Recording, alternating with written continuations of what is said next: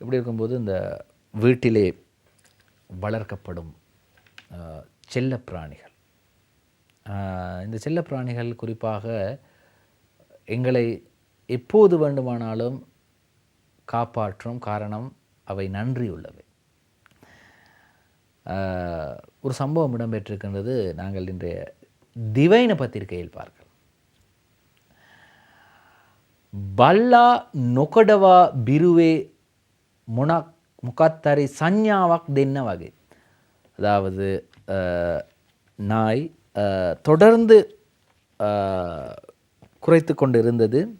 எனவே இதற்கான காரணம் என்ன, நாய் அவ்வாறு குறைத்து கொண்டிருக்க காரணம் என்ன என்று பார்த்த போது இந்த பெண்ணும் அவரது மகனும் காப்பாற்றப்பட்டிருக்கின்றார்கள். காரணம், மே தினவல පවතින අධික වර්ෂාව අමුවේ අඹේපුස්ස බලනව ප්‍රදේශයේ නිවසක මතට පස්කන්දක් කඩා වැටීමෙන් එම නිවසේ முழுமையின்ம வினாச விய.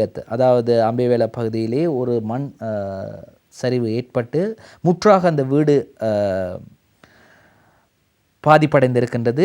பெරදිනේ තුන්වෙනිදා පාන්දර 2:30ට පමණ මෙම සිද්ධිය සිදුවී ඇති අතර නිවසේ ඇති කරන බල්ලා නිසා තමාගේ සහ තම කුඩා පුතුගේ ජීවිතය බේරුණු බව